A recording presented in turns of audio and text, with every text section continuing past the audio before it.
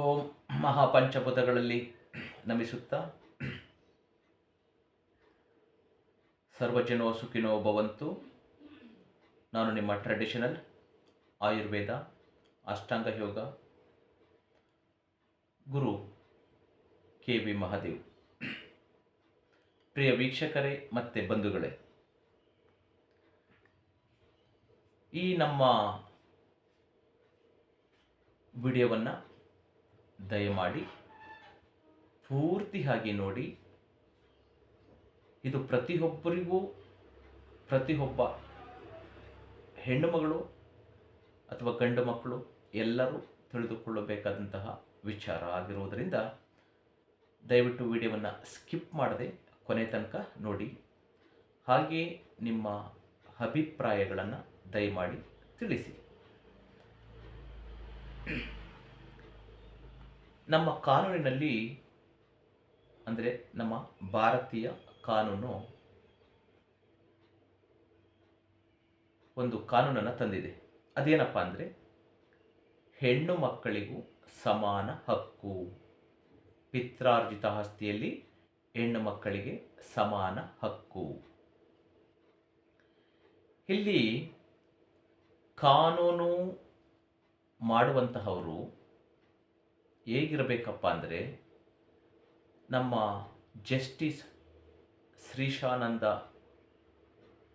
ಇದರಲ್ಲ, ಆ ರೀತಿ ಸಂಸ್ಕಾರವಂತರಾಗಿರಬೇಕು, ನಿಜವಾದ ವಿದ್ಯೆಯನ್ನು ಕಲ್ತಿರಬೇಕು, ವೇದ ಪುರಾಣ ಉಪನಿಷತ್ತು ಯೋಗವನ್ನು ಅಧ್ಯಯನ ಮಾಡಿರಬೇಕು.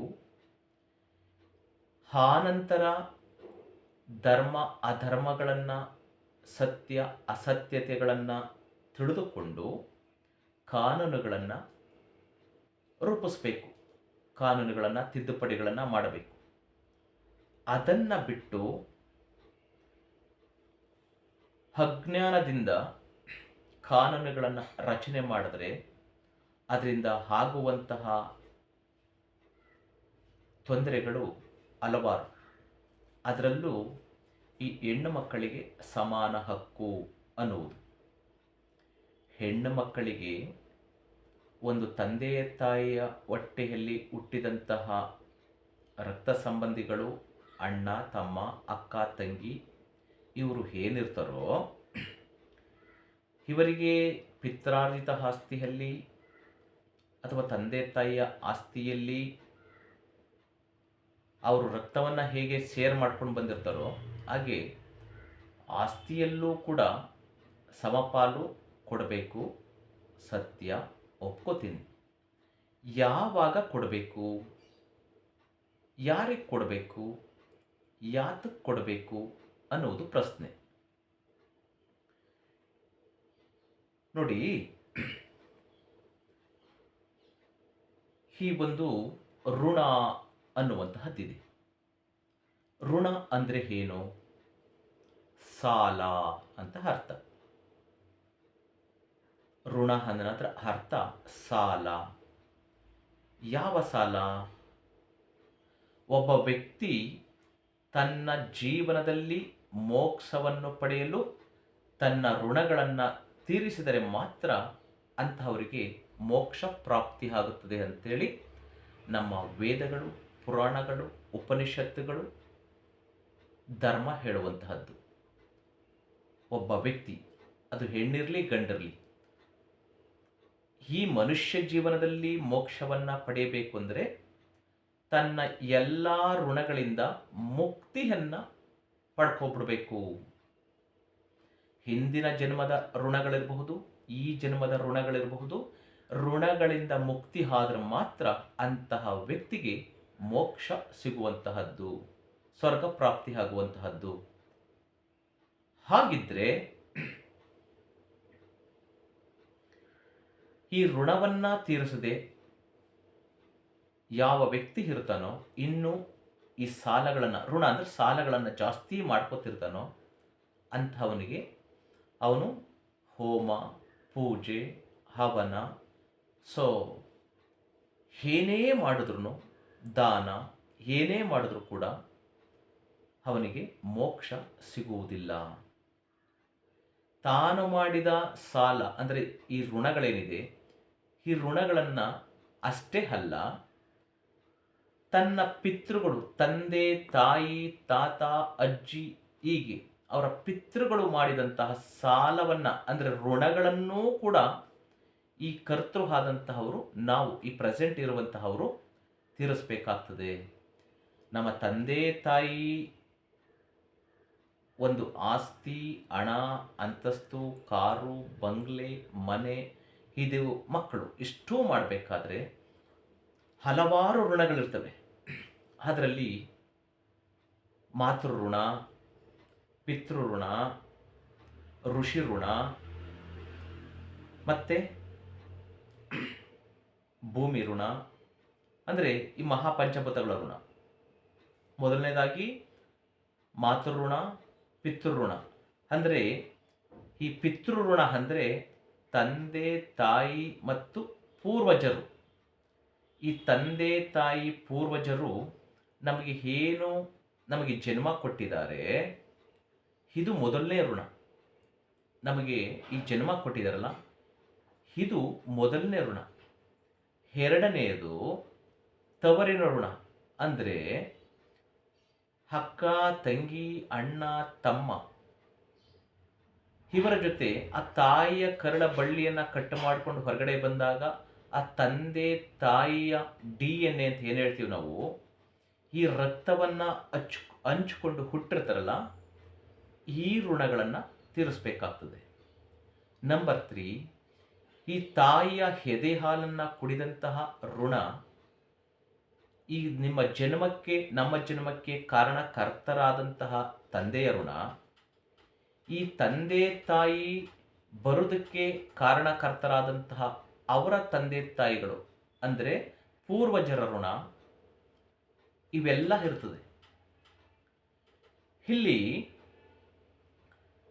ಪಿತೃಋಣ ಅಂದರೆ ಇದು. ಈ ಪಿತೃಗಳು ಅವರಿಗೋಸ್ಕರ ಅಥವಾ ತಮ್ಮ ಮಕ್ಕಳಿಗೋಸ್ಕರ ಮಾಡಿರುವಂತಹ ಸಾಲಗಳು, ಋಣಗಳು ಏನು ಇಟ್ಕೊಂಡು ಸತ್ತಿರ್ತಾರೋ ಆ ಋಣಗಳನ್ನು ತೀರಿಸುವಂತಹ ಅವ್ರಿಗೆ ಮಾತ್ರ ಈ ಆಸ್ತಿಯಲ್ಲಿ ಅಧಿಕಾರ ಇರುತ್ತದೆ. ನನಗೆ ಆದಾಯ ಬೇಕು, ನಷ್ಟ ಬೇಡ. ನನಗೆ ಅಪ್ಪ ಅಮ್ಮ ಬೇಡ, ಅವರ ಮಾಡಿರುವಂತಹ ಆಸ್ತಿ ಬೇಕು. ಅಪ್ಪ ಅಮ್ಮನ ಒಂದು ಶ್ರಾದ್ದ ಕಾರ್ಯ ಮಾಡೋದಕ್ಕೆ ನನ್ನ ಕೈಯಿಂದ ₹1 ಹಾಕುವುದಿಲ್ಲ. ಅವ್ರು ಇಟ್ಟಿರೋದ್ರಲ್ಲೇ ಮಾಡ್ತೀನಿ. ಅವರ ಸಂಸ್ಕಾರ ಆಗಿರಬಹುದು, ಅವರ ತಿಥಿ ಕಾರ್ಯ ಆಗಿರಬಹುದು, ಅವರ ಶ್ರಾದ್ದ ಕಾರ್ಯ ಆಗಿರಬಹುದು, ಅವ್ರು ಹಿಟ್ಟಿದ ಹಣದಲ್ಲೇ ಮಾಡಿ ಅದರಲ್ಲೇ ಇನ್ನೂ ಒಂದು ಸ್ವಲ್ಪ ನಾನು ಗಂಟಿಕೊಂಡು ಕೂಡಿಕೊಂಡು ನುಂಗಾಕ್ತೀನಿ. ಅಂದರೆ ಇದು ಹೇಗೆ ಸಾಧ್ಯ? ಅವರು ನಮ್ಮ ತಂದೆ ತಾಯಿಗಳು ಮಕ್ಕಳಿಗೋಸ್ಕರ ಮಾಡಿದಂತಹ ಅಥವಾ ನಮ್ಮ ತಾತ ಅಜ್ಜಿ ಮಕ್ಕಳಿಗೋಸ್ಕರ ಅವರ ಮುಂದಿನ ಪೀಳಿಗೆಗೋಸ್ಕರ ಏನು ಅವರು ಹೊಟ್ಟೆ ಬಟ್ಟೆಯನ್ನು ಕಟ್ಟಿ ಇಡೀ ಬದುಕಿನುದ್ದಕ್ಕೂ ಕಷ್ಟಗಳನ್ನು ಅನುಭವಿಸಿ ಮಾಡಬಾರದಂತಹ ಕೆಲಸಗಳನ್ನು ಮಾಡಿ, ಸೊ ಈ ಭೂಮಿ ಋಣ ಇರ್ತದೆ, ಮಹಾಪಂಚಭೂತಗಳ ಋಣ ಇರ್ತದೆ, ಜನರ ಋಣ ಇರ್ತದೆ. ಈ ಎಲ್ಲ ಋಣಗಳನ್ನು ಗಂಟನ್ನು ಮೂಟೆ ಕಟ್ಟಿಕೊಂಡು ಪಾಪ ಅವ್ರ ಮಕ್ಕಳಿಗೋಸ್ಕರ ಅಜ್ಞಾನದಲ್ಲಿ ಮಾಡಿ ಇಟ್ಟೋಗಿರ್ತಾರಲ್ಲ, ಆ ಋಣಗಳನ್ನು ಮಕ್ಕಳ ಆದವರು ತೀರಿಸ್ಬೇಕು.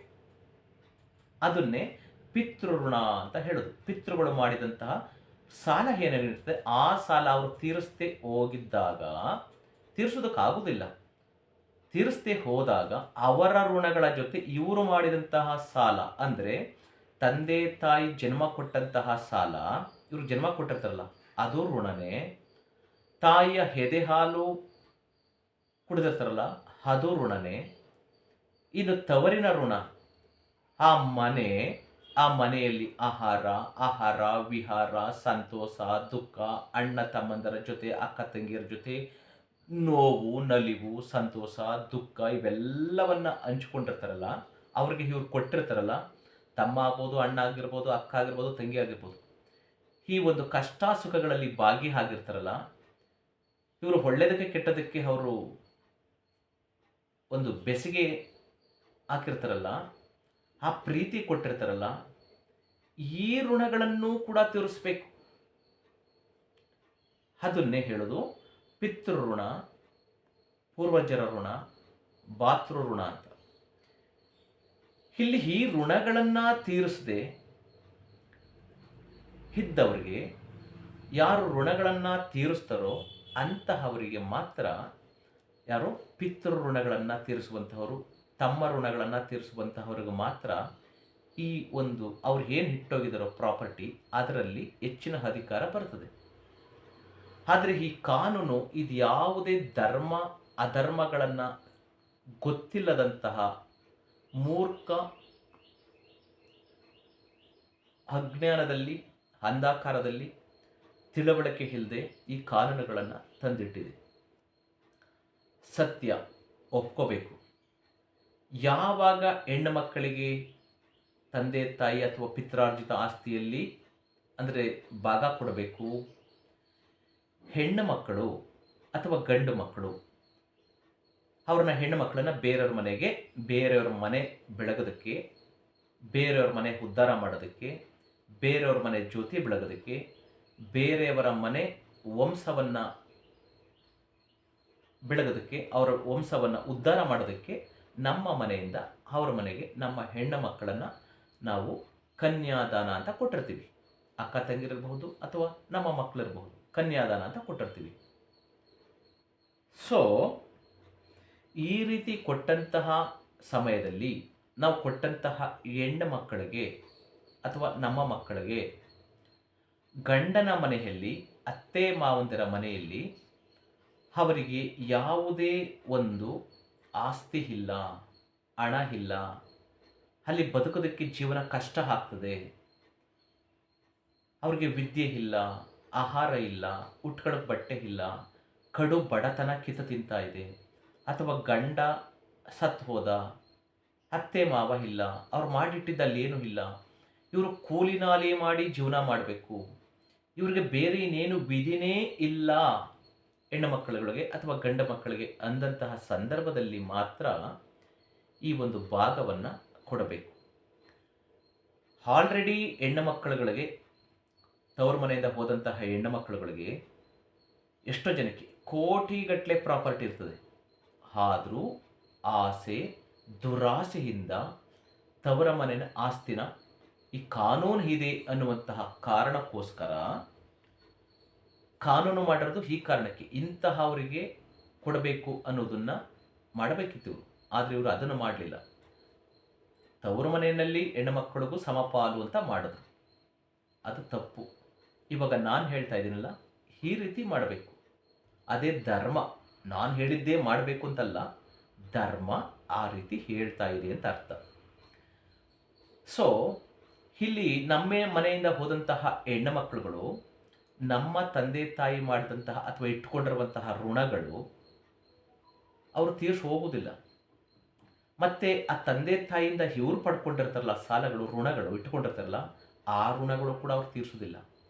ಬೇರೆಯವ್ರ ಮನೆಗೆ ಹೋದಂತಹ ಹೆಣ್ಣು ಮಕ್ಕಳುಗಳು ತನ್ನ ಗಂಡ, ತನ್ನ ಅತ್ತೆ ಮಾವ, ಮೈದ, ನಾದಿನಿ, ತಮ್ಮ ಮಕ್ಕಳಿಗೋಸ್ಕರ ಜೀವನವನ್ನು ಸವಿಸ್ತಾ ಹೋಗ್ತಾರೆ ಹೊರತು ತವರು ಮನೆಗೋಸ್ಕರ, ಅಣ್ಣನಿಗೋಸ್ಕರ, ತಮ್ಮನಿಗೋಸ್ಕರ, ಅಣ್ಣ ತಮ್ಮಂದಿರ ಮಕ್ಕಳಿಗೋಸ್ಕರ, ಅತ್ತಿಗೆಯರಿಗೋಸ್ಕರ, ತಂದೆ ತಾಯಿಗೋಸ್ಕರ ಅವರು ಮಾಡುವುದು ತುಂಬ ವಿರಳ, ಕಡಿಮೆ. ಯಾಕೆಂದರೆ ಸ್ವಾರ್ಥಿಗಳು ನೋಡಿ ಮನುಷ್ಯರು.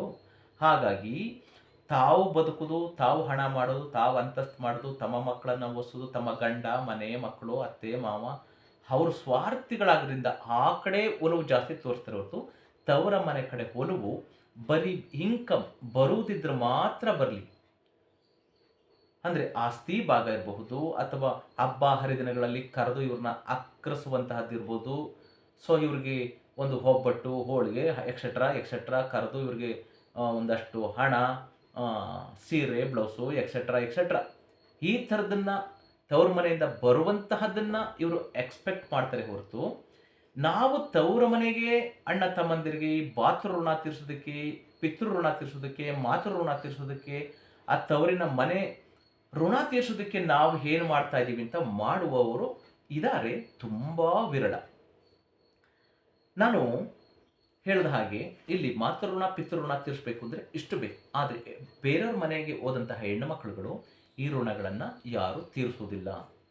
ಅಷ್ಟೇ ಯಾಕೆ, ವರ್ಷಕ್ಕೆ ಒಮ್ಮೆ ಆದರೂ ಮಹಾಲಯ ಅಮಾವಾಸ್ಯೆಯಲ್ಲಿ ತಮ್ಮ ತಂದೆ ತಾಯಿಗಳಿಗೆ ಒಂದು ಆರ್ಘ್ಯ ಕೊಡುವುದಿಲ್ಲ, ಒಂದು ಆಹಾರವನ್ನು, ಒಂದು ಹಬ್ಬ ಅಂತ ಪಿತೃ ಪಕ್ಷವನ್ನು ಮಾಡಿ ತಂದೆ ತಾಯಿಗಳಿಗೆ ಇವರು ಎಡೆ ಹಾಕುವುದಿಲ್ಲ. ಅಂದರೆ ತಂದೆ ತಾಯಿ ಮಾಡಿದಂತಹ ಋಣವನ್ನು ಇವರು ತೀರಿಸೋದಕ್ಕೆ ರೆಡಿ ಇಲ್ಲ. ಇವರು ಜನ್ಮ ಕೊಟ್ಟಂತಹ ತಂದೆ ತಾಯಿಗಳಿಗೆ ಒಂದು ಪೂಜೆ ಮಾಡುವಂತಹ ಋಣ ಇರುವುದಿಲ್ಲ. ಯಾಕೆಂದರೆ ಅಲ್ಲಿ ಅವರ ಅತ್ತೆ ಮಾವ ಗಂಡ ಅವರ ಪೂರ್ವಜರಿಗೆ ಮಾಡ್ತಾರೆ ಹೊರತು ತವರು ಮನೆಗೆ ತಂದೆ ತಾಯಿ ಅಥವಾ ತವರು ಮನೆ ತಾತ ಅಜ್ಜಿ ಇವ್ರುಗಳಿಗೆ ಯಾರು ಈ ಒಂದು ಪಿತೃ ಕಾರ್ಯವನ್ನು, ಶ್ರಾದ್ದ ಕಾರ್ಯವನ್ನು, ಮಹಾಲಯ ಅಮಾವಾಸ್ಯೆಯನ್ನು ಮಾಡುವುದಿಲ್ಲ. ಇವರ ಋಣಗಳನ್ನು ತೀರಿಸುವುದಿಲ್ಲ ಅಂದಾಗ ಇವರು ಮಾಡಿದಂತಹ ಆಸ್ತಿಗಳಲ್ಲಿ ಅವರಿಗೆ ಪಾಲು ಹೋಗುವುದಿಲ್ಲ. ಧರ್ಮದ ಪ್ರಕಾರ ಹೋಗಬಾರದು. ನಂಬರ್ 2, ಈ ಹೊರಗಡೆ ಮನೆಗೆ ಹೋದಂತಹ ಹೆಣ್ಣು ಮಕ್ಕಳುಗಳು ಅಲ್ಲಿ ಅವರಿಗೆ ಯಾವುದಕ್ಕೂ ಗತಿ ಇಲ್ಲ ಅಂದಾಗ ಇಲ್ಲಿ ಬಾತೃಗಳು ಯಾರು ಅಣ್ಣ ತಮ್ಮಂದಿರು ತಮ್ಮ ಜೊತೆಯಲ್ಲಿ ಹುಟ್ಟಿರ್ತಾರೋ ಅಂತಹ ಮಕ್ಕಳುಗಳನ್ನು, ಅಂತಹ ಹೆಣ್ಣು ಮಕ್ಕಳುಗಳನ್ನು ಪೋಷಣೆ ಮಾಡುವಂತಹದ್ದು, ಅವ್ರನ್ನ ಪ್ರೊಟೆಕ್ಟ್ ಮಾಡುವಂತಹದ್ದು.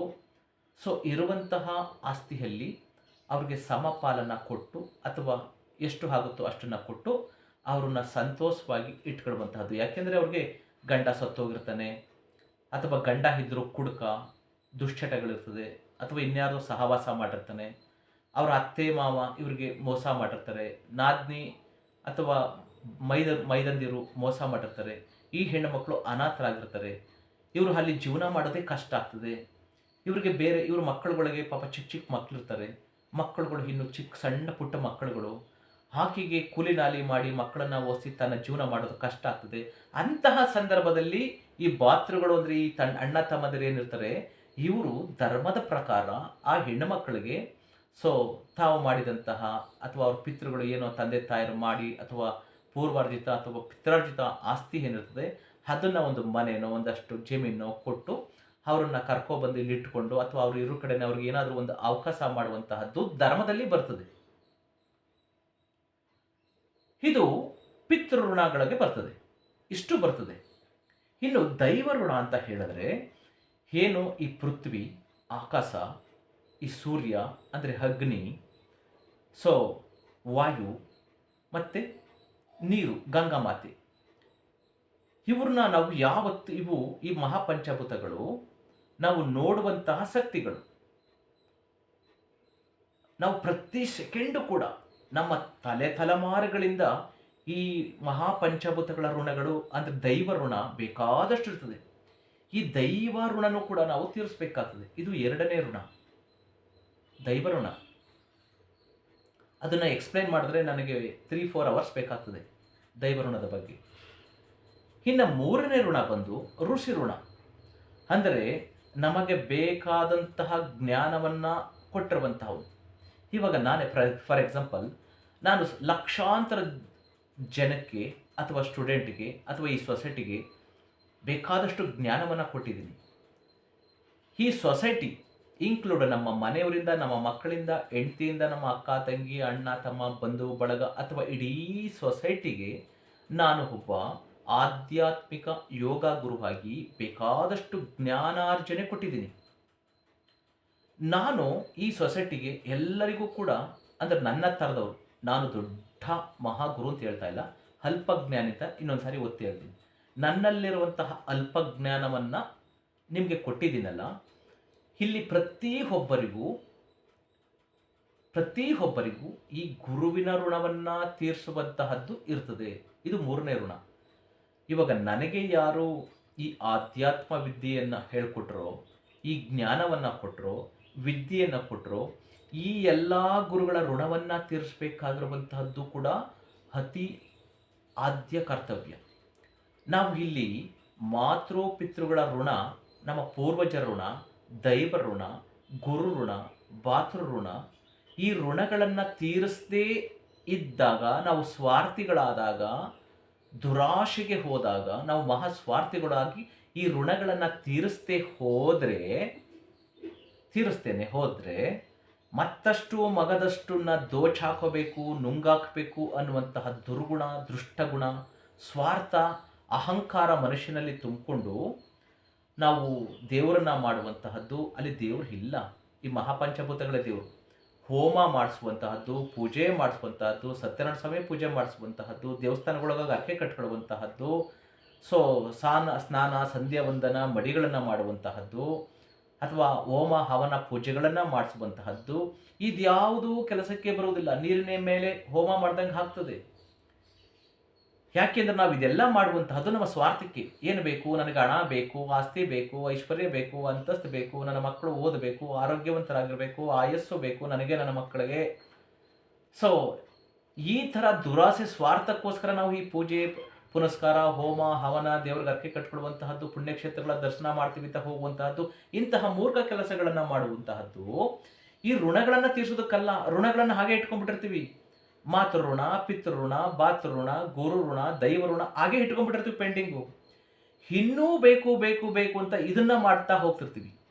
ಅದ್ಯಾವುದೂ ಮಾಡಿದ್ರೂ ಕೂಡ ಅದ್ಯಾವುದು ಫಲಿಸುವುದಿಲ್ಲ. ಯಾಕೆಂದರೆ ಇಲ್ಲಿ ಶಾಸ್ತ್ರಗಳು ಹೇಳ್ತದೆ, ಈ ಸಾಲಗಳನ್ನು ಮಾತೃ ಪಿತೃ ದೈವ ಋಣ, ಗುರು ಋಣ, ಈ ಋಣಗಳನ್ನು ತೀರಿಸ್ತಾ ಇದ್ರೆ ನಿನಗೆ ಮೋಕ್ಷ ಸಿಗುವುದಿಲ್ಲ ಅಂತ. ಇಲ್ಲಿ ನೀವು ತೀರಿಸದೆ ಹೋದಾಗ, ನೀವು ಸತ್ತ ನಂತರ ನಿಮಗೆ ಮೋಕ್ಷ ಎಲ್ಲಿಂದ ಸಿಗ್ತದೆ? ಪ್ರತಿ ಒಬ್ಬ ಮನುಷ್ಯನ ಆದ್ಯ ಕರ್ತವ್ಯ ಮೋಕ್ಷವನ್ನ ಪಡ್ಕೊಳ್ಳೋದಿರಬೇಕು. ಅನ್ಯಾಯದಲ್ಲಿ, ಅಕ್ರಮದಲ್ಲಿ, ಮೋಸ, ದಗ, ವಂಚನೆ, ಅನ್ಯಾಯ, ಅಹಂಕಾರ, ಸೊ ಇವುಗಳನ್ನ ಇಟ್ಕೊಂಡು ಕಾಮ, ಕ್ರೋಧ, ಮೋಹ, ಲೋಭ, ಮದ, ಮಾಶ್ಚರ್ಯಗಳನ್ನ ಮೈ ತುಂಬಾ ತುಂಬಿಕೊಂಡು ಮೆರೆಯುವಂತಹದ್ದಲ್ಲ. ಇಲ್ಲಿ ಪ್ರತಿ ಒಬ್ಬನ ಆದ್ಯ ಕರ್ತವ್ಯ, ಇಲ್ಲಿ ಪ್ರತಿ ಒಬ್ಬ ಮನುಷ್ಯನ ಆದ್ಯ ಕರ್ತವ್ಯ ಮೋಕ್ಷವನ್ನ ಪಡ್ಕೊಳ್ಳೋದು. ಅಂದರೆ ಇನ್ನು ಯಾವುದೇ ಪುನರ್ಜನ್ಮಗಳು ಬರದ ಹಾಗೆ ಈ ಶ್ರೇಷ್ಠವಾದ ಈ ಮನುಷ್ಯ ಜನ್ಮದಲ್ಲಿ ಮೋಕ್ಷವನ್ನ ಪಡ್ಕೊಳ್ಳೋದಿರಬೇಕು. ಆ ಮೋಕ್ಷವನ್ನ ಪಡ್ಕೊಳ್ಳೋದಕ್ಕೆ ಈ ಋಣಗಳನ್ನ ನೀವು ತೀರಿಸಿದ್ರೆ ಮಾತ್ರ ಸಾಧ್ಯ. ಈ ಋಣಗಳನ್ನ ನೀವು ಹಾಗೆ ಪೆಂಡಿಂಗ್ ಅಲ್ಲಿ ಇಟ್ಕೊಂಡ್ರಿ ಅಂದ್ರೆ ಮುಂದಕ್ಕೂ ಕೂಡ ಮುಂದಿನ ಜನ್ಮಕ್ಕೆ ಅದು ಪಾಸ್ ಆಗ್ತದೆ. ಆಯ್ತಾ? ಅದೇ ರೀತಿ ಈ ಬಾತೃ ಋಣ, ಅಣ್ಣ ತಮ್ಮ ಅಕ್ಕ ತಂಗಿ ಒಡ ಹುಟ್ಟಿದವರ ಋಣ ತೀರಿಸ್ತೆ ನಾವು ಮೋಕ್ಷವನ್ನ ಪಡ್ಕೊಳ್ಳೋದಕ್ಕೆ ಸಾಧ್ಯನೇ ಇಲ್ಲ. ಇನ್ನು 5ನೇ ಋಣ ಜನ ಋಣ, ಅಂದ್ರೆ ಈ ಸಮಾಜದ ಋಣ. ನಾವು ಬದುಕಬೇಕಾದ್ರೆ ಸಾವಿರಾರು ಜನಗಳಿಂದ ನಾವು ಸಹಾಯ ಪಡ್ಕೊಂಡಿರ್ತೀವಿ. ಅದು ಯಾವುದೇ ತರಹದ ಸಹಾಯ ಆಗಿರಬಹುದು, ಅವರಿಂದ ಪ್ರೀತಿ ಆಗಿರಬಹುದು, ವಿಶ್ವಾಸ ಆಗಿರಬಹುದು, ನೀರಿನ ಋಣ ಇರಬಹುದು, ಅನ್ನದ ಋಣ ಇರಬಹುದು, ಹಣದ ಋಣ ಇರಬಹುದು, ಯಾವ್ಯಾವುದೋ ರೂಪಗಳಲ್ಲಿ ಸಹಾಯ ಪಡ್ಕೊಂಡಿರ್ತೀವಿ. ಈ ಋಣಗಳನ್ನು ಕೂಡ ತೀರಿಸಬೇಕು. ಈ 5 ಋಣಗಳನ್ನು ತೀರಿಸಲಿಲ್ಲ ಅಂದರೆ ಯಾವುದೇ ಮನುಷ್ಯನಿಗೆ ಸತ್ತ ನಂತರ ನೀವು ಅವರಿಗೆ ತಿಥಿನಾರು ಮಾಡಿ, ಅಥವಾ ಅವ್ರಿಗೆ ಶ್ರಾದ್ದನಾರು ಮಾಡಿ, ಅವ್ರಿಗೆ ಪುಣ್ಯ ಕ್ಷೇತ್ರಗಳಲ್ಲಿ ಹೋಗಿ ಪೂಜೆನಾರು ಮಾಡಿಸಿ, ಆಯಿತಾ, ನೀವು ಅಲ್ಲಿ ಯಾವುದೇ ನದಿಗಳಲ್ಲಿ ಹೋಗಿ ಅವರ ಅಸ್ಥಿಯ ವಿಸರ್ಜನೆ ಮಾಡಿ, ಅಥವಾ ಹೋಗಿ ಅವರ ಸಮಾಧಿ ಪೂಜೆ ಮಾಡಿ, ಅಥವಾ ನೀವು ಏನೇ ಮಾಡಿದ್ರೂ, ನಿಮ್ಮ ಮಕ್ಕಳುಗಳು ನಿಮಗೋಸ್ಕರ ಏನೇ ಪೂಜೆ ಪುನಸ್ಕಾರ ದಾನ ಧರ್ಮಗಳನ್ನು ಕೊಟ್ಟರೂ ಕೂಡ ಈ ಋಣಗಳನ್ನು ತೀರಿಸದೆ ಯಾವ ವ್ಯಕ್ತಿ ಸಾಯ್ತಾನೋ, ಅವನ ದೇಹವನ್ನು ತ್ಯಾಗ ಮಾಡ್ತಾನೋ ಅವನಿಗೆ ಮೋಕ್ಷ ಸಿಗುವುದೇ ಇಲ್ಲ. ಆ ಕಾರಣಕ್ಕೋಸ್ಕರ ಪ್ರತಿ ಒಬ್ಬ ಮನುಷ್ಯನು ಈ 5 ಋಣಗಳನ್ನು ಈ ಜನ್ಮದಲ್ಲೇ ತೀರಿಸಬೇಕು. ಆದರೆ ಈ ಕಾನೂನು ಏನು ಹೇಳ್ತು ಅನ್ನೋದನ್ನ, ಅಜ್ಞಾನದ ಕಾನೂನು, ಈ ಶಾಸ್ತ್ರ ಧರ್ಮಗಳನ್ನು ತಿಳಿಯದಂತಹ ಕಾನೂನುಗಳು ಎಲ್ಲರಿಗೂ ಸಮಪಾಲು ಅಂತ ಹೇಳದ್ದು ಕಾರಣ ಅಂತಹ ಮಕ್ಕಳಿಗೆ, ಹೆಣ್ಣು ಮಕ್ಕಳಿಗೆ ದಾರಿದೀಪ ಆಗಲಿ ಅಂತ ಮಾಡಿದರೆ ಹೊರತು, ನಿಮಗೆಲ್ಲ ಅನುಕೂಲ ಇದ್ರೂ ಇನ್ನೂ ದುರಾಸೆಗೋಸ್ಕರ ಇರುವಂತಹ ಅಲ್ಪ ಆಸ್ತಿಯನ್ನ ಅಣ್ಣ ತಮ್ಮಂದರಿಂದ ಕಿತ್ಕೊಳ್ಳಿ ಅಂತಲ್ಲ. ಹೆಣ್ಣು ಮಕ್ಕಳಿಗೂ ಅನುಕೂಲ ಬೇಕಾದಷ್ಟು ಇದ್ದು ಅವರು ಬದುಕೋದಕ್ಕೆ ಬೇಕಾದಷ್ಟು ಅಂದ್ರೆ ಏನು ಬೇಕಾದಷ್ಟಿಲ್ಲ, ಒಬ್ಬ ಮನುಷ್ಯ ಬದುಕೋದಕ್ಕೆ ಎಷ್ಟು ಬೇಕೋ ಅಷ್ಟು ಇದೆಯಾ ಇದ್ದಾಗ, ಗಂಡ ಮಕ್ಕಳಿಗೂ ಅಷ್ಟೇ ಇದ್ದಾಗ ಬಿಟ್ಬಿಡಬೇಕು. ಯಾಕೆಂದ್ರೆ ಇಲ್ಲಿ ಗಂಡ ಮಕ್ಕಳುಗಳು ಈ ಪಿತೃ ಋಣಗಳನ್ನು ತೀರಿಸುವಂತಹವರು. ಪ್ರತಿ ವರ್ಷ ಮಹಾಲಯ ಅಮಾವಾಸ್ಯೆ ಮಾಡುವಂತಹದ್ದು, ಸೊ ಅವ್ರಿಗೆ ತರ್ಪಣ ನೀಡುವಂತಹದ್ದು, ಅವ್ರಿಗೆ ಅನ್ನ ಆಹಾರಗಳನ್ನು ಕೊಡುವಂತಹದ್ದು ಗಂಡು ಮಕ್ಕಳು ಮಾಡುವಂತಹದ್ದು. ಅಲ್ಪ ಸ್ವಲ್ಪ ಏನೋ ಆಸ್ತಿ ಒಂದು ಅಂಗೈನಗಲ ಇದೆಯಾ, ಅದಕ್ಕೆ ಅವರ ಋಣಗಳನ್ನು ತೀರಿಸಿ ನಾವು ಬೇರೆಯವ್ರ ಮನೆ ಉದ್ಧಾರ ಮಾಡೋಕ್ಕೆ, ಬೇರೆಯವ್ರ ಮನೆ ಬೆಳಗೋದಕ್ಕೆ ಹೋಗಿರೋದು. ನಮ್ಮನ್ನ ಎತ್ತಿದಿರಿ, ಆಡಿಸಿದಿರಿ, ಸೊ ಬೆಳೆಸಿದಿರಿ, ನಮ್ಮ ಕಷ್ಟ ಸುಖಗಳಲ್ಲಿ ಭಾಗಿಯಾಗಿದ್ದೀರಿ, ನಮಗೆ ಮದುವೆ ಮಾಡಿಕೊಟ್ಟಿದ್ದೀರಿ, ನಮ್ಮ ಬಾಣಂತನ ಮಾಡಿದಿರಿ, ನಮಗೆ ಬಸರ್ತನ ಮಾಡಿದಿರಿ, ನಮ್ಮ ಕಷ್ಟ ಸುಖಗಳಲ್ಲಿ ಸ್ಪಂದಿಸಿದಿರಿ. ಸೊ ಆ ಋಣಗಳನ್ನು ನೀವು ತೀರಿಸೋದಕ್ಕೆ ನಮ್ಗೆ ಆಗೋದಿಲ್ಲ. ನಿಮ್ಮ ಋಣ ಬೇಕಾದ್ರೆ ನಾವು ನಿಧಾನ ತೀರಿಸ್ಕೋತೀವಿ, ಬಾತೃ ಋಣನ. ಸೊ ನಾಗರ ಪಂಚಮಿ ಇದೆಲ್ಲ ಬಂದಿರೋದು ಇದಕ್ಕೇನೆ, ಈ ಅಣ್ಣ ತಮ್ಮಂದಿರ ಋಣಗಳನ್ನು ಈ ಅಕ್ಕ ತಂಗಿರು ತೀರಿಸ್ಲಿ ಅಂತ ಕೆಲವಷ್ಟೇ ಜನಗಳು ಮಾಡೋದು. ಮಿಕ್ಕಿದ್ದನ್ನು ಬರೀ ಎಕ್ಸ್ಪೆಕ್ಟ್ ಮಾಡ್ತಾರೆ ಹೊರತು ಅವ್ರು ಮಾಡೋದಿಲ್ಲ. ಮಾಡೋರು ತುಂಬ ಕಡಿಮೆ ಇದ್ದಾರೆ, ತುಂಬ ಕಡಿಮೆ. ಸೊ ಹಾಗಾಗಿ ಇಲ್ಲಿ ಈ ನಮ್ಮ ತಂದೆ ತಾಯಿ ಪಿತೃಋಣಗಳನ್ನು ನಾವು ಹೆಣ್ಣುಮಕ್ಕಳು ಬೇರೆಯವ್ರ ಮನೆಗೆ ಹೋಗ್ತಾ ಇದ್ದೀವಿ, ನಮಗೆ ಅಲ್ಲಿ ತೀರಿಸೋದಕ್ಕೆ ಅವ್ರು ಬಿಡೋದೂ ಇಲ್ಲ, ಅಲ್ಲಿ ಮಾಡೋದಕ್ಕೆ ಬಿಡೋದೂ ಇಲ್ಲ. ಹಾಗಾಗಿ ನೀವು ನಮ್ಮ ಪಿತೃಋಣಗಳು, ನಮ್ಮ ತಂದೆ ತಾಯಿಗೆ ಮೋಕ್ಷವನ್ನು ಕೊಡಿಸಿ, ನಮ್ಮ ಪಿತೃಗಳಿಗೆ ಮೋಕ್ಷವನ್ನು ಕೊಡಿಸಿ, ಅವ್ರಿಗೆ ಒಂದು ಪುಣ್ಯ ಕ್ಷೇತ್ರಗಳಲ್ಲಿ ಪೂಜೆ ಪುನಸ್ಕಾರಗಳನ್ನು ಮಾಡುವಂತಹದ್ದು, ಅವರಿಗೆ ಶ್ರಾದ್ದ ಮಾಡುವಂತಹದ್ದು, ಅವರ ಆರ್ಘ್ಯ ಕೊಡುವಂತಹ ಕೆಲಸವೋ, ಪಿತೃಪಕ್ಷಗಳನ್ನು ಮಾಡುವಂತಹ ಕೆಲಸಗಳನ್ನು ನೀವು ಮಾಡಿ. ನಮಗೆ ಜನ್ಮ ಕೊಟ್ಟಿರುವಂತಹ ನಮ್ಮ ತಂದೆ ತಾಯಿಗಳು ಮಾಡಿರುವಂತಹ ಈ ಋಣಗಳೇನಿದೆ, ಆ ಋಣಗಳನ್ನು ಗಂಡು ಮಕ್ಕಳಾಗಿ ನೀವು ಈ ಮನೆಯಲ್ಲಿ ಅವರು ಹುಟ್ಟಿ ಬೆಳೆದಂತಹ ಮನೆಗಳನ್ನು ನೀವು ಉಳಿಸಿ ಬೆಳೆಸಿ ನಮ್ಮನ್ನು ಕರೀರಿ, ಕಳಿಸಿ. ನಮಗೂ ಕೂಡ ಈ ತವ್ರ ಮನೆಯದು ಒಂದು ಆಸ್ತಿ, ಒಂದು ಮನೆ ಅಂತ ಇದ್ದರೆ ನಾವು ಹೋಗ್ಬೋದು, ಬರ್ಬೋದು, ಕಷ್ಟ ಸುಖಗಳನ್ನು ಹಂಚ್ಕೋಬಹುದು. ಸೊ ನೀವು ಈ ನಮ್ಮ ತಂದೆ ತಾಯಿ ಮಾಡಿದಂತಹ ಋಣಗಳನ್ನು ತೀರಿಸಿ ಅಂತೇಳಿ ಅಲ್ಪ ಸ್ವಲ್ಪ ಆಸ್ತಿ ಏನಿದೆಯೋ ಅದನ್ನು ಗಂಡ ಮಕ್ಕಳಿಗೆ ಧರ್ಮವಾಗಿ ಬಿಟ್ಟುಕೊಡುವಂತಹದ್ದು ಧರ್ಮ. ಗಂಡ ಮಕ್ಕಳು ಕೂಡ ಬೇಕಾದಷ್ಟು ಆಸ್ತಿ, ಹಣ, ಅಂತಸ್ತು ಇದ್ದಾಗ ಹೆಣ್ಣು ಮಕ್ಕಳುಗಳು ನಿಮ್ಗೆ ಅಷ್ಟೊಂದು ಇದೆಯಲ್ಲ, ನಮಗಿಲ್ಲ, ಕೊಡಿ, ನೀವು ಈ ತವ್ರ ಮನೆಯಲ್ಲೇ ಇತ್ಕೊಳ್ಳಿ. ಅತ್ತಿಗೆನೋ ಅಣ್ಣನೋ ಅಕ್ಕನೋ ತಮ್ಮಿನೋ ನಿಮ್ಮ ಮಕ್ಕಳು ಇತ್ಕೊಂಡು ನಮ್ಮ ಮಾತೃಪಿತೃಗಳು ಮಾಡಿರುವಂತಹ ಋಣಗಳನ್ನು ತೀರಿಸಿ, ಜೊತೆಗೆ ನಿಮಗೆ ದೇವ್ರು ಚೆನ್ನಾಗಿ ಕೊಟ್ಟಿದ್ದಾನೆ, ನಿಮಗೆ ಪಿತ್ರಾರ್ಜಿತ ಆಸ್ತಿ ಬೇಕಾದಷ್ಟಿದೆ, ಅಪ್ಪ ಅಮ್ಮ ತಾತಂದಿರೆಲ್ಲ ಉಳಿಸಿಟ್ಟೋಗಿದ್ದಾರೆ.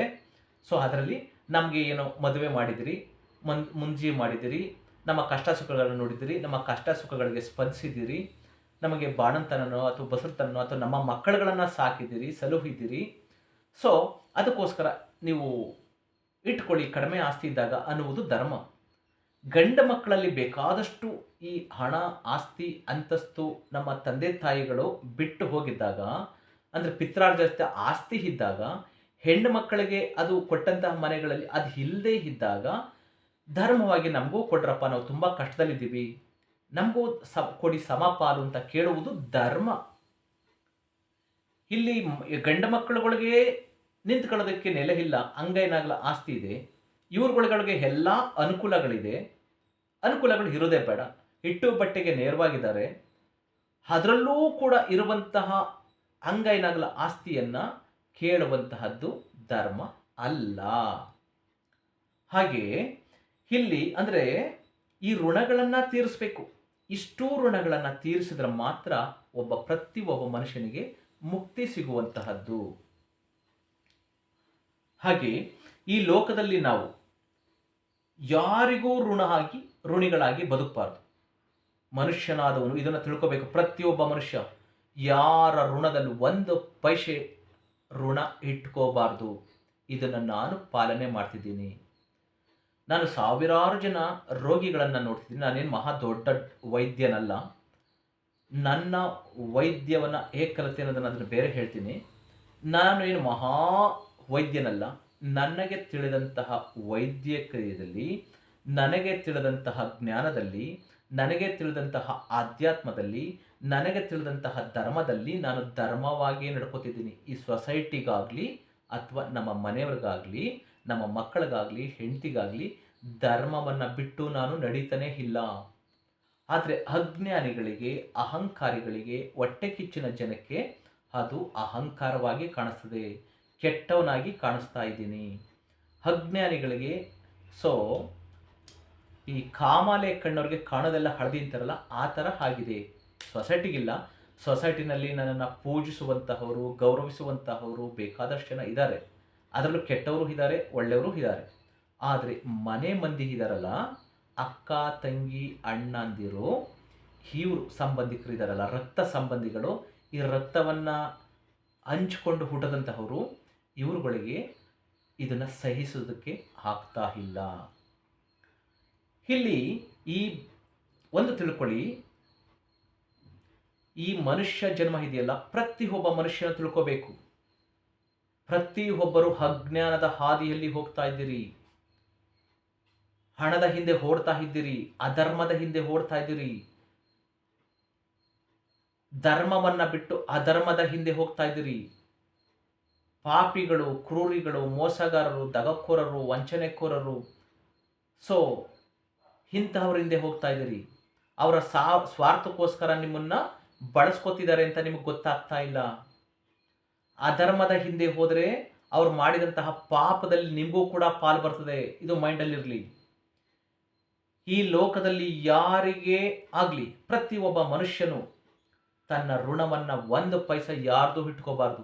ಮಾತೃಋಣ, ಪಿತೃಋಣ, ಗುರುಋಣ, ಭಾತೃಋಣ, ದೈವ ಋಣ, ಸಮಾಜದ ಋಣ ಇಟ್ಕೋಬಾರ್ದು. ನಮ್ಮ ಸ್ವಂತ ಶ್ರಮದಿಂದ, ನಮ್ಮ ಬುದ್ಧಿಶಕ್ತಿಯಿಂದ ನಮ್ಮ ದೇಹವನ್ನು ದಂಡಿಸಿ ಕಷ್ಟಪಟ್ಟು ಇರುವ ಋಣಗಳನ್ನವನ್ನು ತೀರಿಸಿ ಈ ದೇಹವನ್ನು ತ್ಯಾಗ ಮಾಡಬೇಕು. ಸೊ ಅದನ್ನು ಇಟ್ಕೊಂಡು, ಈ ಸಾಲಗಳು, ಋಣಗಳು ಅಂದರೆ ಸಾಲಗಳನ್ನು ಇಟ್ಕೊಂಡು ಈ ಇಹಲೋಕವನ್ನು ನಾವು ತೊರೆದರೆ ನಮಗೆ ಮುಕ್ತಿ ಯಾರಿಗೂ ಸಿಗುವುದಿಲ್ಲ. ನನಗಾಗಬಹುದು, ನಿಮ್ಗಾಗ್ಬೋದು. ಇದನ್ನ ಮೈಂಡಲ್ಲಿ ಇಟ್ಕೊಳ್ಳಿ. ಧರ್ಮೋ ರಕ್ಷತಿ ರಕ್ಷಿತಂ. ಚಾರಿತ್ರ್ಯವಿಲ್ಲದಂತಹ, ಸಂಸ್ಕಾರವಿಲ್ಲದಂತಹ ವಿದ್ಯೆ, ನೀತಿರಹಿತವಾದಂತಹ ವ್ಯಾಪಾರ, ಮಾನವೀಯತೆ ಇಲ್ಲದಂತಹ ಮನುಷ್ಯತ್ವ, ತತ್ವರಹಿತ ಅಂದರೆ ಧರ್ಮವಿಲ್ಲದಂತಹ ರಾಜಕಾರಣ, ತ್ಯಾಗವಿಲ್ಲದಂತಹ ಧರ್ಮ, ಇದನ್ನು ಯಾರು ಮಾಡ್ತಾರೋ ಇವರು ಯಾರಿಗೂ ಕೂಡ ಮೋಕ್ಷ ಅಂದರೆ ಮುಕ್ತಿ ಸಿಗುವುದಿಲ್ಲ. ನೀವು ತಿಥಿ ಮಾಡಿದ ತಕ್ಷಣ ಅಲ್ಲಿ ಹೋಗಿ ಸಮಾಧಿ ಹತ್ರ ಒಂದು ಬಾಳೆದೆಲೆ ಹಾಕ್ಬಿಟ್ಟು ಇದ್ದಾಗ ಸರಿಯಾಗಿ ನೋಡ್ಕೊಳ್ಳೋದು ಬಿಟ್ಟು, ಸತ್ತ ಮೇಲೆ ನೀವು ಸಮಾಧಿ ಗೋರಿ ಕಟ್ಕೊಂಡು ಸಮಾಧಿ ಹತ್ರ ಎಲ್ಲೋ ತಗೊಂಡೋಗಿ ಕಾಡೋಣ ಆಗಿ ನಿಮ್ಮ ತಂದೆ ತಾಯಿನ ಬಿಸಾಕ್ಬಿಟ್ಟು ಅನಾಥರಾಗಿ ಮಾಡಿಟ್ಬಿಟ್ಟು ಇದ್ದಾಗ ಅವರ ಕಷ್ಟ ಸುಖಗಳಿಗೆ ಅವರ ಸ್ಪಂದಿಸ್ತೆ.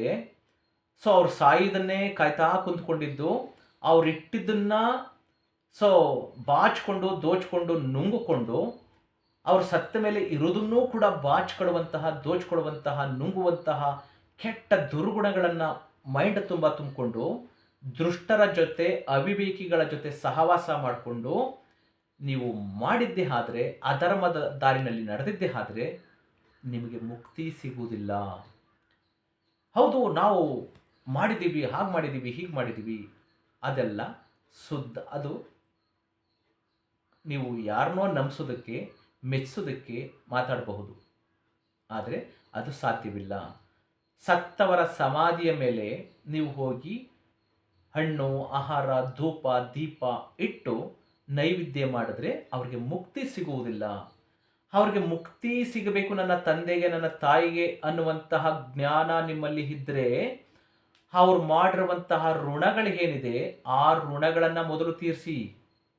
ಆ ನಂತರ ನಿಮಗೆ ತಂದೆ ತಾಯಿಯ ಋಣಗಳನ್ನು ತೀರಿಸಬೇಕು ಅಂದರೆ ಅವರಿಗೆ ನೀವು ಆರ್ಘ್ಯ ಕೊಡಿ, ಆಹಾರ ಕೊಡಿ, ನಿಮ್ಮ ಮನೆಗಳಲ್ಲಿ ಪಿತೃಪಕ್ಷಗಳನ್ನು ಮಾಡಿ. ನಿಮಗೆ ಮಾಡೋಕ್ಕಾಗಲಿಲ್ಲ ಅಂದರೆ ಇದನ್ನು ಜನ ಮೆಚ್ಚುತ್ತರ ಅಲ್ಲ, ದೈವ ಮೆಚ್ಚುತ್ತರ ಮಾಡುವಂತಹ ಅಣ್ಣ ತಮ್ಮಂದಿರಿಗೆ ಅಂಗೈನಗಲ ಆಸ್ತಿ ಏನಿದೆ ಅದನ್ನು ಬಿಟ್ಟುಕೊಡಿ. ಇದು ಧರ್ಮ. ಇದೆಲ್ಲ ಈ ಪೀಠಿಕೆ ನಾನು ಯಾಕೆ ಹೇಳ್ತಾ ಇದ್ದೀನಿ ಅಂದರೆ, ಈ 1, 2, 3, 4 ತಿಂಗಳಿಂದೆ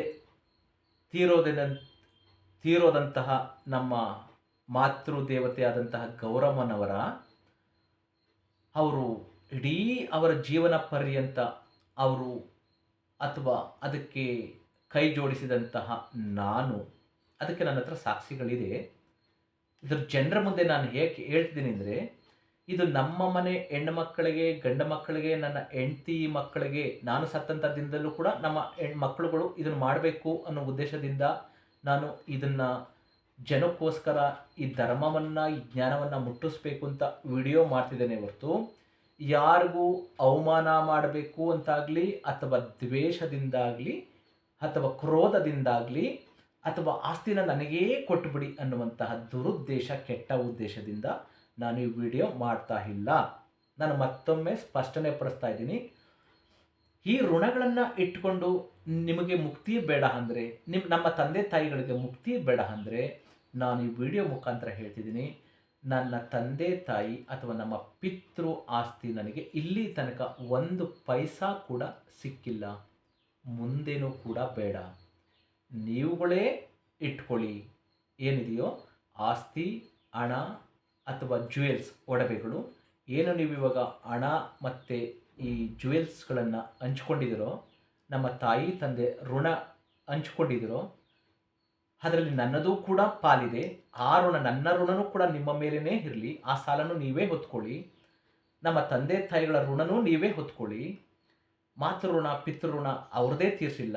ಇನ್ನು ನಿಮಗೆ ಜನ್ಮ ಕೊಟ್ಟು ನಿಮಗೆ ಆ ತವರು ಮನೆಯಲ್ಲಿ ಸಿಕ್ಕಿರುವಂತಹದ್ದನ್ನು ಕೂಡ ನೀವು ಕಳ್ಕೊಳ್ಳೋದಕ್ಕೆ, ಈ ತವರು ಮನೆ ಋಣ ಕಳ್ಕೊಳ್ಳೋದು ಅಷ್ಟು ಸಾಮಾನ್ಯ ಅಲ್ಲ. ಅದರಲ್ಲೂ ನೀವು ಇವಾಗ ಇರುವಂತಹ ಅಂಗೈನಗಲ ಜಾಗಕ್ಕೂ ಕೂಡ ಬಿಡದೇನೆ ಭಾಗಕ್ಕೆ ಬರ್ತಾ ಇದ್ದೀರಿ. ಕಾನೂನು ಹೇಳ್ತಿದೆ, ಕಾನೂನಿದೆ. ಈ ಅಂಧಕಾರದ ಕಾನೂನಿಗೆ ಈ ಧರ್ಮಗಳು ಗೊತ್ತಿಲ್ಲ. ಶ್ರೀಸಾನಂದ ಅನ್ನೋರೊಬ್ಬರು ಜಸ್ಟಿಸ್ ಇದ್ದಾರೆ. ಅವರು ತುಂಬ ಜ್ಞಾನಿಗಳು. ಅವರು ಇಂಥವಕ್ಕೆಲ್ಲ ಸರಿಯಾದ ತೀರ್ಪನ್ನು ಕೊಡ್ತಾರೆ.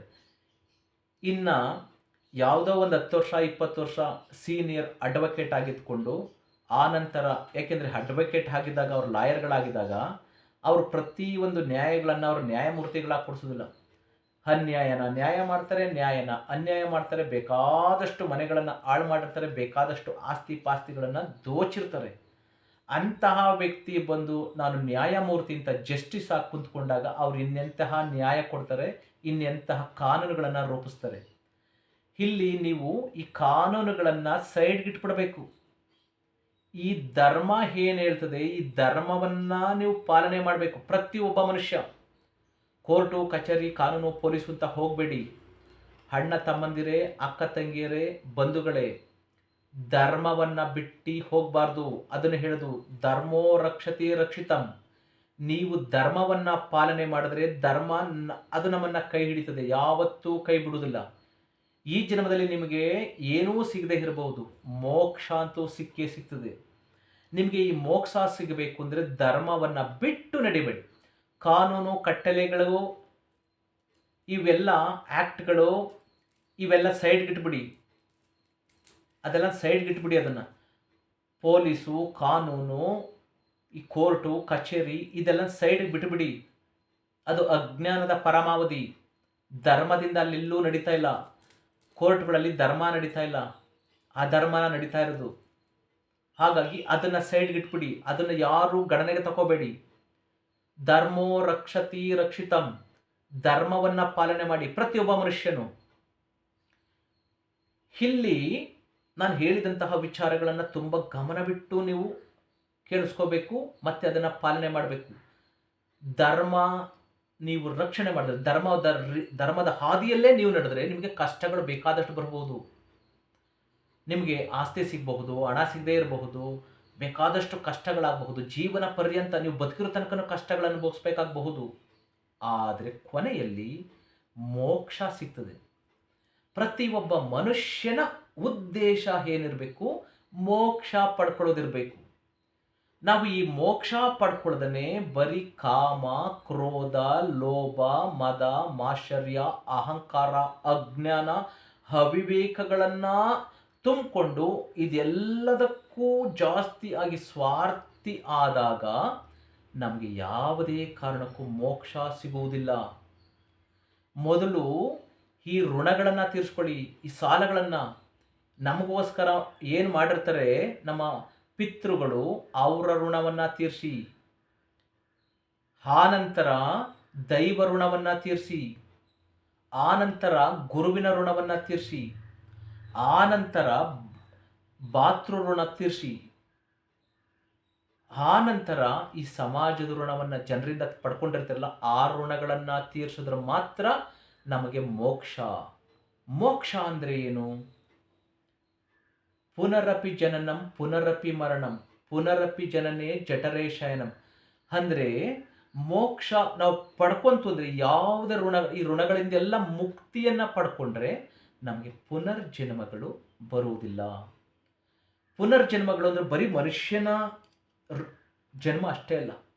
ಈ ಬ್ರಹ್ಮಾಂಡದಲ್ಲಿರುವಂತಹ 9 ಕೋಟಿ ಜೀವರಾಶಿಗಳೇನಿದೆ, ಅಂದರೆ ಕಣ್ಣಿಗೆ ಕಾಣದಂತಹ ಸೂಕ್ಷ್ಮ ಜೀವಿಗಳಿಂದ ಹಿಡಿದು ಈ ಗಿಡ ಮರ, ಪ್ರಾಣಿ ಪಕ್ಷಿ, ಹುಳಗಳು, ಇನ್ಸೆಕ್ಟ್ಸ್ಗಳು, ಬೃಹದಾಕಾರದಂತಹ ಜಲಚರಗಳು, ಉಭಯವಾಸಿಗಳು, ಭೂಮಿ ಮೇಲೆ ಅಥವಾ ನೀರಿನಲ್ಲಿ, ಗಾಳಿಯಲ್ಲಿ, ಭೂಮಿಯ ಒಳಭಾಗದಲ್ಲಿ, ಮಣ್ಣಿನಲ್ಲಿ ವಾಸಿಸುವಂತಹ 9 ಕೋಟಿ ಜೀವರಾಶಿಗಳು ಏನಿದೆ, ಈ ಯಾವುದೇ ಜೀವಿ ಹುಟ್ಟಿದ್ರೂ ಕೂಡ ಈ ಭವ, ಬಂಧನ, ದುಃಖ, ನೋವು, ಸಂತೋಷ ಎಲ್ಲ ಇದ್ದಿದ್ದೆ. ನಿಮಗೆ ಪ್ರತಿ ಒಂದು ಜೀವರಾಶಿಗಳಿಗೂ 30% ಅಷ್ಟೇ ಸುಖ. ಇನ್ನು 70% ಪ್ರತಿ ಒಂದು ಜೀವರಾಶಿಗಳಿಗೂ ಇನ್ಕ್ಲೂಡ್ ಮನುಷ್ಯನಿಗೂ ಕೂಡ ಜಾಸ್ತಿ ನೋವು, ದುಃಖ, ಹುಟ್ಟು, ಸಾವು, ಕಟ್ಟಿಟ್ಟ ಬುತ್ತಿ. ಇದ್ಯಾವುದೂ ನನಗೆ ಬೇಡ ಅಂದಾಗ ಮಾತ್ರ ಮುಕ್ತಿ ಪಡ್ಕೋಬೇಕು ಅಂದಾಗ ನಿಮಗೆ ಯಾವುದೇ ಜನ್ಮಗಳು ಪುನರ್ಜನ್ಮ ಬರುವುದಿಲ್ಲ. ಆ ಜನ್ಮಗಳು ನನಗೆ ಬೇಡ, ನನಗೆ ಈ ದುಃಖ, ನೋವು, ಸಾವು, ಹುಟ್ಟು ಸಾವು ಬೇಡ ಅಂದರೆ ಮುಕ್ತಿ ಪಡ್ಕೋಬೇಕು. ಈ ಮುಕ್ತಿ ಪಡ್ಕೋಬೇಕು ಅಂದರೆ ನೀವು ಈ ಋಣಗಳಿಂದ ಮುಕ್ತರಾದಾಗ ಮಾತ್ರ ನಿಮಗೆ ಮುಕ್ತಿ ಸಿಗುವಂತಹದ್ದು. ಹಾಗಾಗಿ ನಾನು 2ನೇ ವಿಡಿಯೋವನ್ನು ದಯಮಾಡಿ ನೀವು ವೀಕ್ಷಣೆ ಮಾಡಬೇಕು. ಅಂದರೆ ಈ ಧರ್ಮ ಅಧರ್ಮ, ಸತ್ಯ ಅಸತ್ಯತೆಗಳ ಬಗ್ಗೆ ನೀವು ತಿಳ್ಕೋಬೇಕು ಅಂದರೆ ಈ ವಿಡಿಯೋವನ್ನು ಸಬ್ಸ್ಕ್ರೈಬ್ ಮಾಡ್ಕೊಳ್ಳಿ. ಜೊತೆಗೆ ಪಕ್ಕದಲ್ಲಿರುವಂಥ ಬೆಲ್ ಐಕಾನ್ ಒತ್ತಿ. ನಂದು 5000 ವಿಡಿಯೋಗಳಿದೆ. ದಯಮಾಡಿ, ವಿಡಿಯೋ ತುಂಬ ಲೆಂತಿ ಆಯಿತು, ಅಪ್ಲೋಡ್ ಮಾಡೋದಕ್ಕೆ ಕಷ್ಟ ಆಗ್ತದೆ. ಇದನ್ನು ಯಾವ ಉದ್ದೇಶಕ್ಕೆ ಮಾಡಿದೆ ಅಂದರೆ ಯಾರಿಗೂ ಹರ್ಟ್ ಮಾಡಬೇಕು, ನೋವು ಮಾಡಬೇಕು, ಅವಮಾನ ಮಾಡಬೇಕು ಅನ್ನೋ ಉದ್ದೇಶದಿಂದ ಅಲ್ಲ. ನಮ್ಮ ಮನೆ ಹೆಣ್ಮಕ್ಳುಗಳನ್ನು ಅಥವಾ ನಮ್ಮ ಅಣ್ಣಂದಿರನ್ನು, ಅಕ್ಕ ತಂಗಿಯರೇ, ಅಣ್ಣ ತಮ್ಮಂದಿರೇ, ಹಿಂದೇನೂ ಕೂಡ ನಿಮ್ಮ ಮೇಲೆ ನನಗೆ ಯಾವುದೇ ತರಹದ ದ್ವೇಷ ಇಲ್ಲ, ಮುಂದೇನೂ ಕೂಡ ಇರುವುದಿಲ್ಲ. ನನ್ನ ಚಿಂತೆ ಏನಂದರೆ ನಿಮಗೆ ಮೋಕ್ಷ ಸಿಗುವುದಿಲ್ಲ. ಮಹಾಪಾಪದ ಕೆಲಸಗಳನ್ನು ಮಾಡ್ತಿದ್ದೀರಿ. ಅಣ್ಣನ ಜೊತೆ ಸೇರಿ ಅಜ್ಞಾನದಿಂದ ಪಾಪಗಳನ್ನು ಜಾಸ್ತಿ ಮಾಡ್ಕೋತಿರಲ್ಲ ಅನ್ನುವಂತಹ ಒಂದು ಕನ್ಸರ್ನ್ ಅಷ್ಟೇ. ನಾನು ಈ ವಿಡಿಯೋದ ಮುಖಾಂತರ ಹೇಳ್ತಾ ಇದ್ದೀನಿ, ನನಗೆ ನನಗೆ ಏನು ಜನ್ಮ ಕೊಟ್ಟಿದ್ದಾರೆ ನನ್ನ ತಂದೆ ತಾಯಿ, ಅಷ್ಟೇ ನನಗೆ ಸಾಕು. ಅದಕ್ಕಿಂತ ನನಗೆ ಬೇರೆ ಏನೂ ಬೇಕಿಲ್ಲ. ಇಲ್ಲಿ ತನಕ ಅವರ ಜನ್ಮ ಕೊಟ್ಟಿದ್ದಾರಲ್ಲ, ನನ್ನನ್ನು ಸಾಕಿದಾರಲ್ಲ, ಆ ಋಣವನ್ನು ತೀರಿಸೋದೇ ನನಗೆ ಈ ಜನ್ಮದಲ್ಲಿ ಸಾಕಾಗ್ತದೆ. ಅದನ್ನು ತೀರಿಸುವಂಥ ಪ್ರಯತ್ನ ಮಾಡ್ತೀನಿ. ಅವರ ಋಣಗಳನ್ನು ತೀರಿಸಿ ನನ್ನ ಋಣವನ್ನು ತೀರಿಸ್ಕೊಂಡು ಮುಕ್ತಿ ಪಡ್ಕೊಳ್ಳೋದಕ್ಕೆ ನೋಡ್ತೀನಿ. ದಯಮಾಡಿ ನೀವು ನಿಮ್ಮ ಆಸ್ತಿನಲ್ಲಿ ನನಗೆ, ನಮ್ಮ ತಂದೆ ತಾಯಿ ಆಸ್ತಿನಲ್ಲಿ ಯಾವುದು ಬೇಡ, ನೀವೇ ಎಲ್ಲವನ್ನ ಇಟ್ಟುಕೊಂಡು ಸಂತೋಷ ಪಡಿ ಅಂತ ಹೇಳ್ತಾ ಈ ವಿಡಿಯೋವನ್ನು ಮುಕ್ತಾಯ ಮಾಡ್ತಿದ್ದೀನಿ. ಧರ್ಮೋ ರಕ್ಷತಿ ರಕ್ಷಿತ.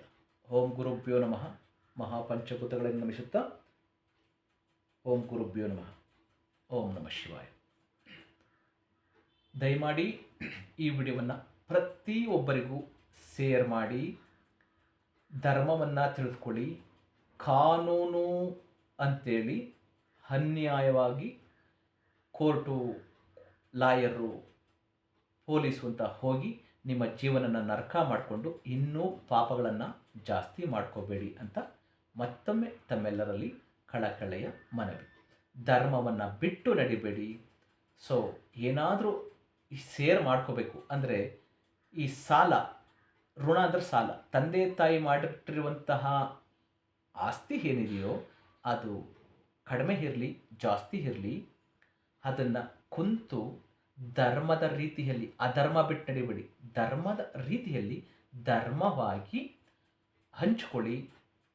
ನೀವು ಸುಖವಾಗಿರಿ, ಬೇರೆಯವ್ರನ್ನೂ ಸುಖವಾಗಿರೋದಕ್ಕೆ ಪ್ರಯತ್ನ ಮಾಡಿ. ಪ್ರಯತ್ನ ಮಾಡಿ ಏನು, ಸುಖವಾಗಿ ಹಿಡಿ, ನೀವು ಸಂತೋಷವಾಗಿರಿ. ಮನುಷ್ಯನಿಗೆ ಇರುವಂತಹದ್ದು ಅಲ್ಪ ಆಯಸ್ಸು. ಅಲ್ಪ ಆಯಸ್ಸುಗಳು ನಾವು. ಈ ಅಲ್ಪ ಆಯಸ್ಸಲ್ಲೇ ಜೀವನ ಪರ್ಯಂತ ಬರೀ ಕ್ರೋಧ, ದ್ವೇಷ, ಅಸೂಯೆ ಇರುವಂತಹ ಸಂತೋಷವನ್ನು ಹಾಳು ಮಾಡ್ಕೋಬೇಡಿ ಅಂತ ಹೇಳ್ತಾ ಈ ವಿಡಿಯೋವನ್ನು ಮುಕ್ತಾಯ ಮಾಡ್ತಿದ್ದೀನಿ.